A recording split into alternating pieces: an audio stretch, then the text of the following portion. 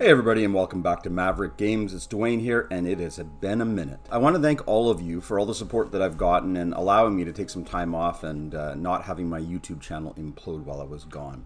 But I'm back, and no better time than now, as the new D&D is launching. Now, as of this recording, the official product hasn't arrived in my hands, nor has it arrived in the majority of people's hands at the moment. However, all the digital platforms that we have out there are amping up and asking for pre-orders and asking for sales, and the whole machine is just rolling away, getting ready to officially launch the product. I took a few moments to actually reflect on this. This is the first time ever that a product has had this many moving parts when launching. Well, a product from Wizards of the Coast, that is. D&D 5th edition launched without a widespread use of digital platforms. I don't believe D&D Beyond was even a thing when it launched, and for sure all the other multitude of VTTs that are out there hadn't found their footing yet or hadn't even been released. So this is the very first time that you're seeing Dungeons & Dragons being released without just a primary source of delivery being a hardbound book. You're seeing it across multiple platforms and multiple ways to play the game. I'm here to tell you today that despite all of the chatter on the internet about how D&D is destined to fail and how it's changed too much from its original core fundamentals, I'm here for it. I'm actually all in, and I'm actually very excited that D&D is changing. And in my mind, D&D is changing for the better. So let's get into it. I know a lot of you guys are probably going to have opinions on this, and lo and behold, it's probably not going to align with my opinions of it. But I've been playing D&D for a very long time. I've been playing D&D since it was first released. That's how old I am.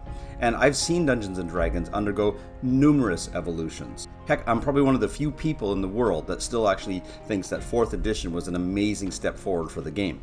Sadly, it changed too much for people at the time, and it's now regarded as kind of a misstep for Wizards of the Coast. But I've seen Dungeons & Dragons change so much over the years that I've kind of gotten numb to it. I'm not as sensitive, I guess is the better word to say, as some people are about change.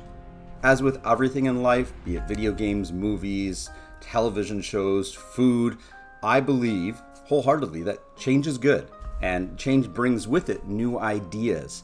The worst thing that can happen to a product that we all love is that it remains the same year after year, decade after decade, and no innovation is being made. Worse so, as consumers, if we don't embrace change and we kind of force the mindset into don't change it if it's not broken, then we'll never see that iteration. We'll never see that great step forward and maybe something new and amazing coming about. Dungeons & Dragons is in that spot. We have a very large, passionate fan base that doesn't want to see the game change, that doesn't feel that the game needs any change. In actual fact, any little minutia tweak here or there just sends the internet crazies going nuts. Now, think of it in a different perspective. I play a lot of video games, and one of the premier video games that comes under fire every year for the amount of, or rather, should I say, the lack of change that they inject into their property is Call of Duty. This is a game that comes out every year, and for most cases, it's not changing a lot, or at least not enough for people who are playing the game. That's the flip side of what Dungeons & Dragons is going through right now. Right now, they don't want a lot of change. They want things to sort of be where they're at and don't mess with a good thing.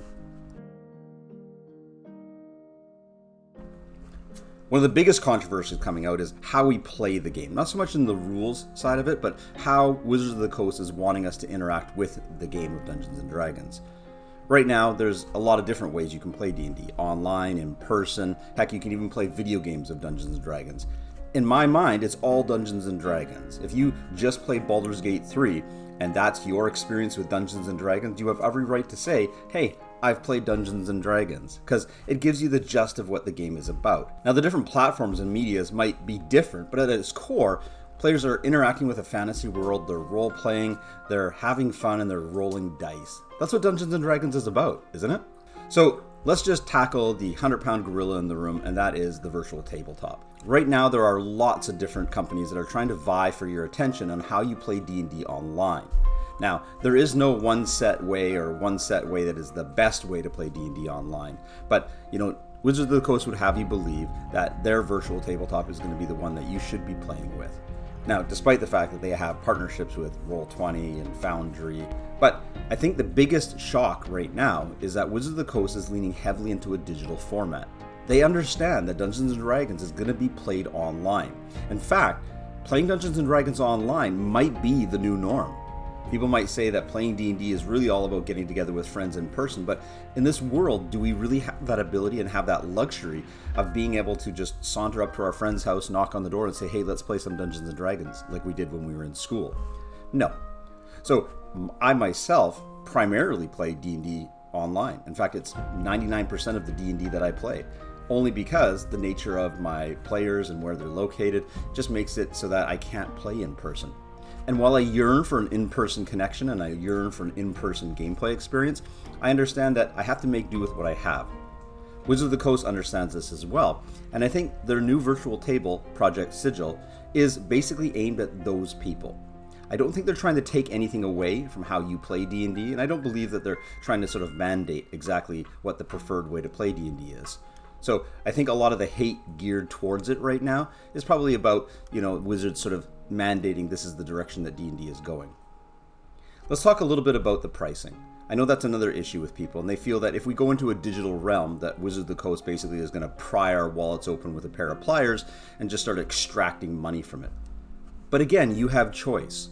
Project Sigil looks to be a very graphic-intensive product, and you'd be kind of silly to think that they're not going to try and monetize it. Look to Fortnite, for example. They've monetized the single greatest asset that game has, which is the cosmetics. So it stands to reason that Wizards of the Coast is probably going to do something similar. We're probably going to be buying digital miniatures. Heck, we're probably even going to be buying digital play sets to play with. There's a multitude of things that they can monetize, and they're probably going to do it, all of it. But at the end of the day, we have that choice. They're not going to take away our ability to play Dungeons & Dragons from us, or even play Dungeons & Dragons online. All of the extras is going to be in service to making D&D a better online presentation and a better online experience for your players.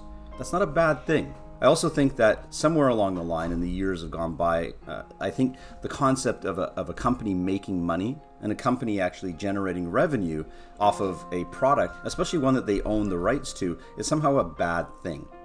And I don't believe that is whatsoever. Having spent many years of my life in the business and corporate world, I understand that there's a lot of people who work hard on the product that eventually is offered to be purchased by consumers. This isn't all an evil company unless you count that all the people working hard on this product is evil as well. And at the end of the day, these people have families and these people have lives and careers and such that they want to foster. So there's a lot of love put into this product. To dismiss it out of hand as some sort of cash grab and greedy company is kind of a simplified way of looking at it. So D&D is changing, and I'm here for it. I'm here for all of it. And I hope you are too. I don't think it's a bad thing that we're going to have lots of different options to play D&D and different formats and different ways to actually enjoy our wonderful hobby. And I think it'd be really great if everybody just kind of took a step back and looked at the grand picture. D&D is changing, and it's not necessarily changing to the way that you like it, but the sheer fact that it is changing is a good sign for our hobby and a good sign for Dungeons & Dragons. Take what you like, leave what you don't like. Play the way you want to play, and don't play the way that they necessarily want you to play. You have the books, you have the product, you own the experience. Thanks for tuning in here, guys, and I hope you're all having fun playing Dungeons & Dragons out there, and we'll talk to you soon. Before you go, I need your help. I'm trying to grow the exposure of what we do here at Maverick Games. My goal is to actually bring information to parents and students for fun, academics, and even support of neurodivergency. Please subscribe and make sure you click on those notifications.